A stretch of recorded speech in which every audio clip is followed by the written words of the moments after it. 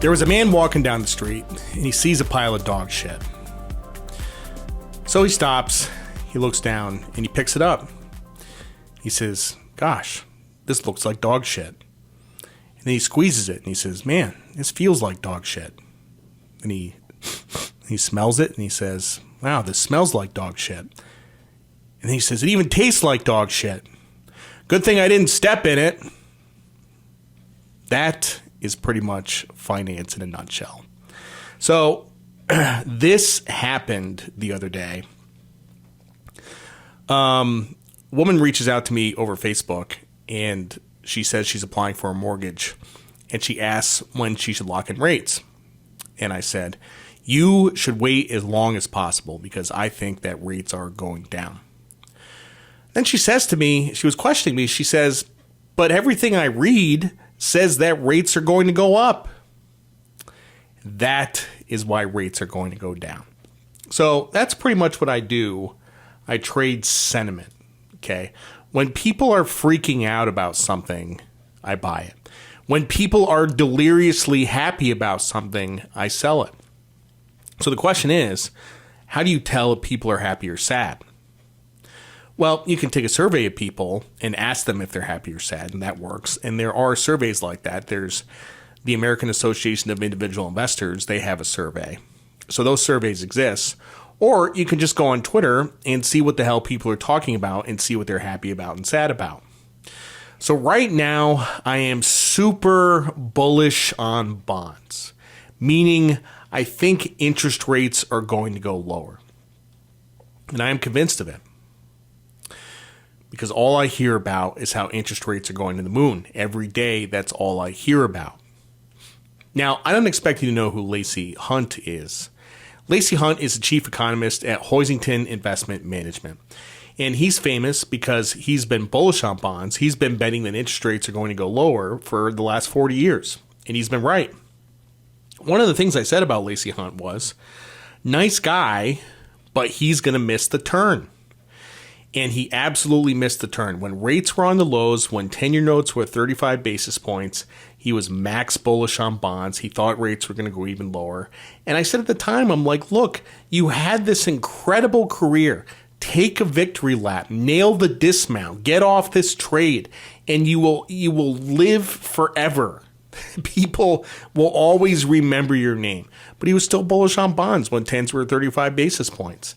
And now they just came out with a no, and now he's getting bearish. Of course, rates are at 2.93% right now. Like, that's a big move. I mean, if you're talking about the 30-year bond, which has a 21, 22-year duration, I mean, it's already been like a 40% drawdown. So, I don't know. It's not very good trading. You see, you have to not only be cognizant of your market sentiment, but your contribution to it. Then you have The Economist, the magazine, which is famous for top-ticking stuff and bottom-ticking stuff with their covers all the time. They just have the cover this week is Ben Franklin with his hand over his face, and the title is The Fed That Failed. Man, you got to back up the truck on bonds, folks. It does not get any better than that. I do appreciate the sentiment, though this Fed is a bunch of dildos with ears.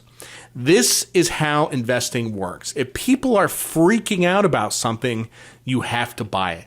When people are deliriously happy about something, you have to sell it. And it doesn't just work for finance, it works in other stuff too. You remember when people were going bananas over Beanie Babies and Cabbage Patch Kids back in the 80s? Those were manias. They weren't investment manias, but those were manias, and all manias must come to an end. If you've ever heard of a phenomenon called the SI Jinx, Sports Illustrated. Whenever Sports Illustrated had an athlete on its cover, that was the end of his career. His career was about to go down the tubes. And we have to talk about the role that journalism plays in this, because journalism reports on what is hot today, what is hot here and now. So if you're reporting on what's hot, you're not acting in a predictive fashion. You're not trying to predict the future. You're reporting on what's happening now.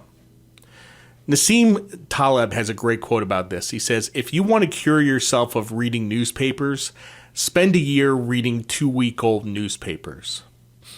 You know how people are freaking out about kids with social media now? Well, when I was a kid, they were freaking about kids with television. Kids were watching too much television. They did all these surveys. They collected this data, and it said that kids were watching like 60 hours of TV a week, and it talked about it was rotting our brains and it was impairing our mental faculties and all this stuff. Everyone turned out fine. You know, it was an obsession, and we'll be freaking out about something else 10 years from now. Go back to the 1980s. Drugs were bad. Just saying no.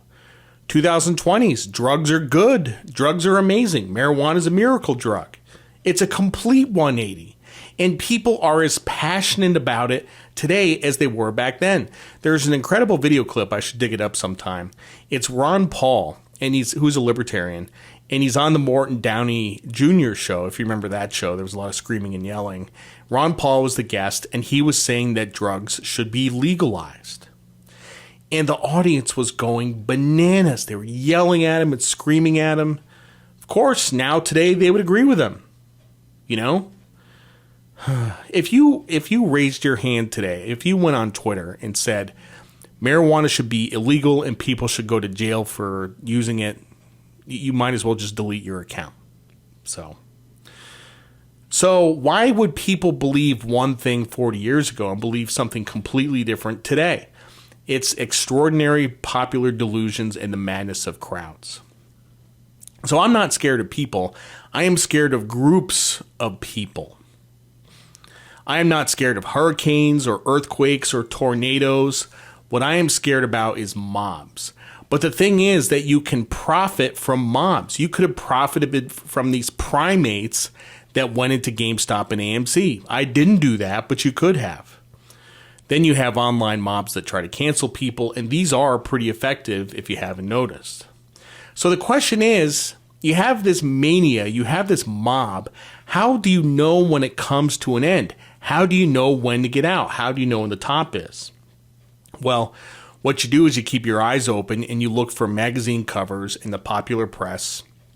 And when everybody is talking about something, when you see it everywhere, that is when it's going to come to an end.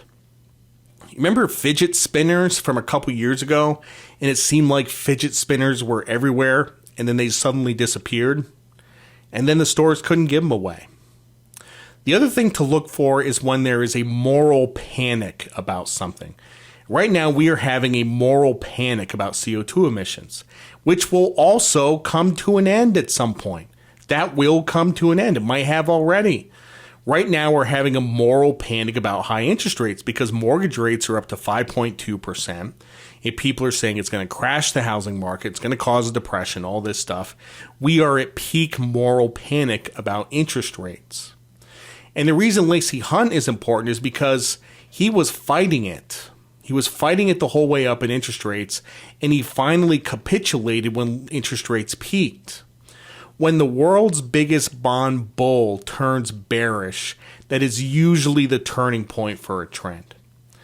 Anyway, needless to say, I am bullish on bonds. I think rates are going to go lower, and I put on a man-sized position in bonds. And I would bet my reputation that interest rates are going lower. I have a few friends in this trade. Brent Donnelly, old friend of mine, he agrees with me. Raoul Powell agrees with me, but he's being a little picky about the entry point. But I've said this before. Finance is the study of emotions. The financial markets are not rational. People think it is. It's not. Because people are not rational. They do all sorts of irrational things. But even though people behave irrationally, they do so in predictable ways. And that is a study of sentiment. It's not as simple as doing the opposite of what everyone else is doing, because sometimes you do want to do what everyone else is doing. So that about does it for me today. I have a DJ gig tomorrow, this weekend, at South End Bistro on Pawleys Island, and it's going to be good. And aside from that, thanks for listening to the Be Smart podcast. I'm Jared Dillian. See you next time.